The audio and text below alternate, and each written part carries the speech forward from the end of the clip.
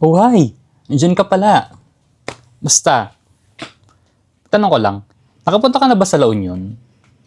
If yes, for sure nakapag-beach ka na rin doon. At nakakain ka na rin sa kabsat. Tama? Pero alam mo, eto may share ko sa'yo. May napuntahan ako sa La Union. Dalawang lugar lang naman. Bukod sa beach, at bukod sa kabsat, at sa mga iba pang kainan doon. For sure narinig mo na yung Baluarte Watchtower. Yun yung isa sa pinuntahan ko. And yung isa, doon ako mas namangha at na-excite.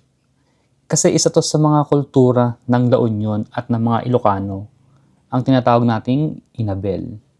Kaya bumisita ako sa isa sa pinakasikat na gawaan ng Inabel sa La Union. Tara, samahan mo ako.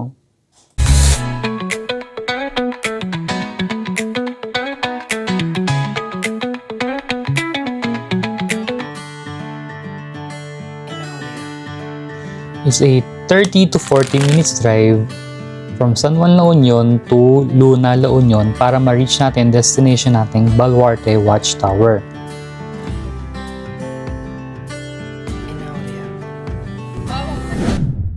Hi guys! So nandito ko ngayon sa Baluarte, Luna, La Union. Ayan.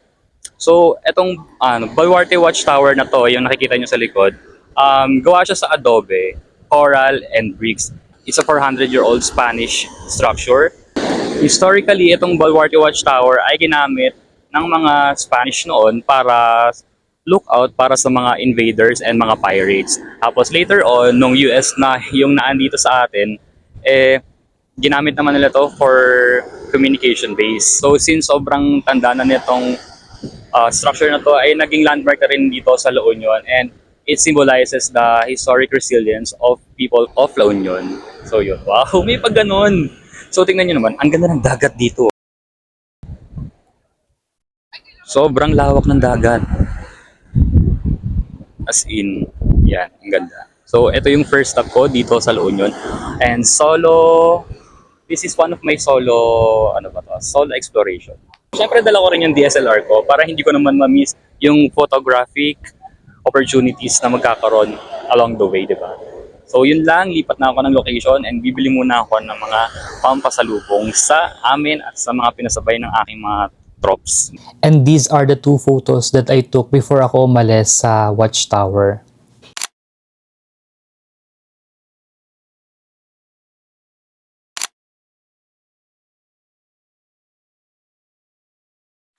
So after ng Baluarte Watchtower, nag-decide din ako na i-visit yung LU's famous weaving factory, na De Castro Loom Weaving. It was also a 30-minute drive from San Juan, La Union, pero kung galing ka na sa Baluarte Watchtower, it's just a 10 to 20-minute drive. Munti ko pang katamaran to kasi parang gusto ko nang umuwi, bumalik dun sa hotel, pero nilaban ko pa rin. Buti na lang nilaban ko. Kasi kung hindi ko inilaban to, hindi ko makikita yung isa sa pride ng La Union and one of their core culture, the Inabel.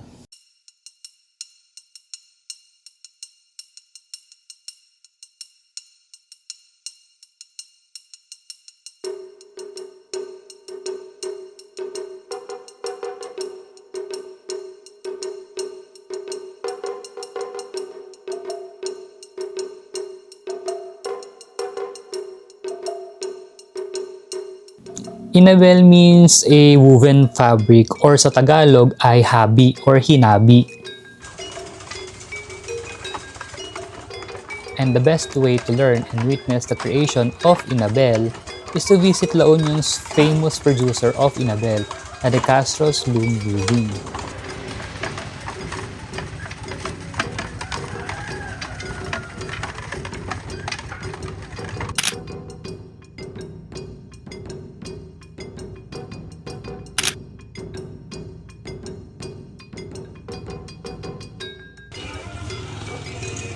Since the 1950s, De Castro's has been producing woven goods, cementing their name on LU's culture.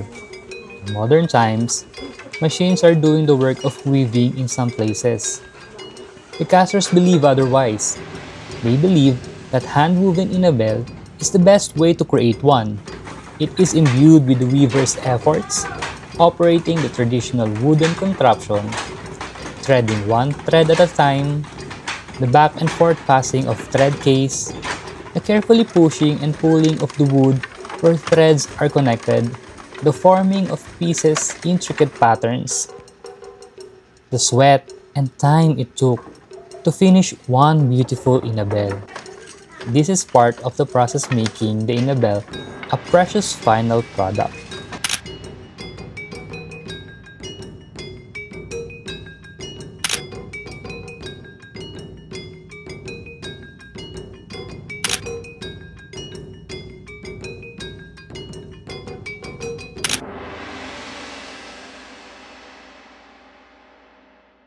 So yung traditional hand-weaving crafts ng mga Ilocanos ay gumagamit sila ng cotton on wooden looms to create durable, versatile textiles with intricate patterns like geometric binakol or floral sinansabong.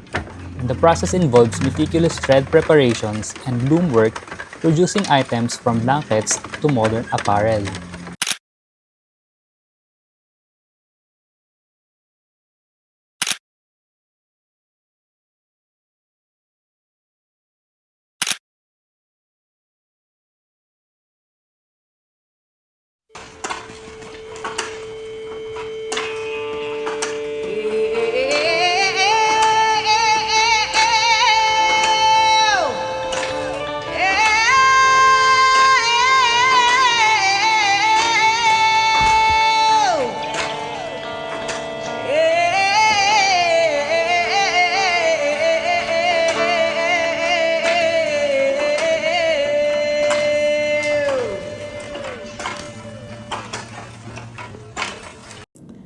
So isa din sa mga pattern nila yung tinatawag na pinilian.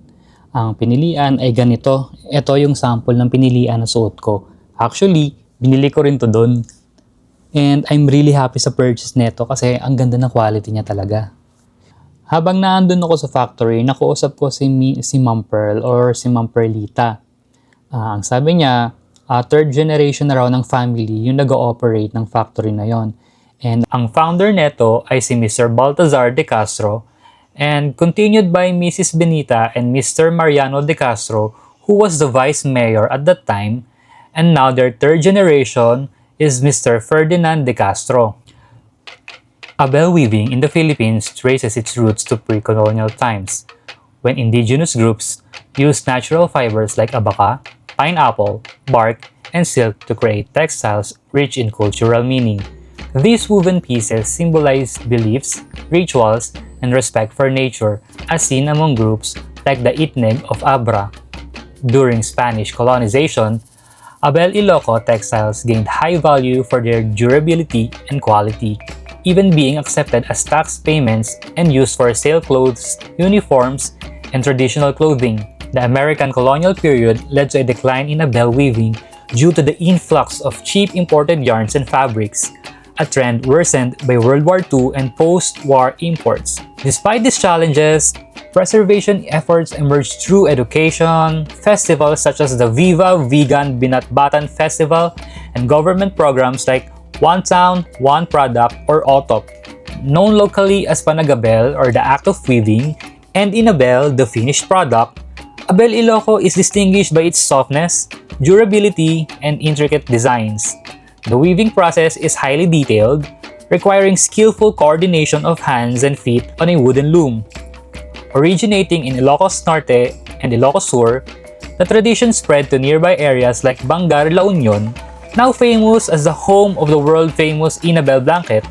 Today, Panagabel remains a vital cultural and economic practice, especially among women weavers. Beyond its practical use, weaving continues to serve as an artistic expression of heritage, identity, and community life across the Philippines. Since matagal nang nag-ooperate ang De Castro Loom Weaving, na-establish na rin nila talaga yung pangalan nila, and dahil dyan, sumikat na rin sila sa iba't ibang parte ng Pilipinas. Meron na rin silang mga naging client na mga sikat kagaya ni Catriona Gray na nag-visit sa kanila mismo and nag-try ng pag-weave. Nung recently lang, dumalaw naman sa kanila yung Orange and Lemons na banda. Marami ng sikat na personalities ang dumalaw dito sa weaving factory nito dahil number one, syempre, people are trying to educate what weaving really is and ano daw? So marami ng sikat na personality ang dumalaw dito sa factory na to. Kasi nga naman, syempre, kahit naman ako, kaya ako pumunta doon, ay naku-curious din ako and gusto ko rin ma-witness sa sarili ko mga mata kung paano talaga ginagawa itong mga hinahabi na to or yung inabel na tinatawag sa Ilocano. Gusto ko makita kung gaano nila kapulido, tinetread yung bawat sinulid, pinagsasama-sama at kinakabit. Magandang experience to kasi na-expose ako sa isa sa mga traditions natin dito sa Philippines na karamihan ay matatanda na lang talaga ang gumagawa and sana magkaroon pa rin ng hope dito sa tradition na to na maipasa pa sa mga younger generations.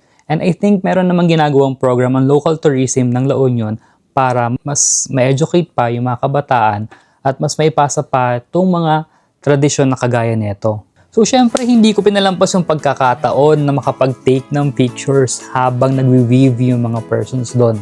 Since yun din yung isa sa mga purpose ko bukod sa pag-record ng videos and pagnood sa kanilang pag-weave.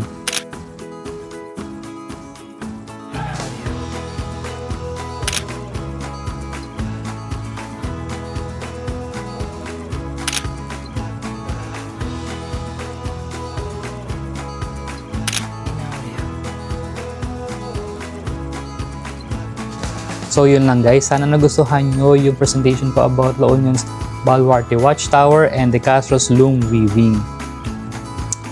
I hope supportahan natin yung mga gantong bagay because it is the pride of the Filipino. Its culture, its tradition, its core values. Sana hindi natin makalimutan yung mga ganong bagay. So yun lang guys, maraming salamat sa pagnood. I hope may natutunan kayo about sa aking short trip sa La Union. Ang pagbisita sa Baluarte Watchtower at ang pag-witness ng De Castro's loom weaving. Yun lang guys, maraming salamat and bye-bye. See you sa next video.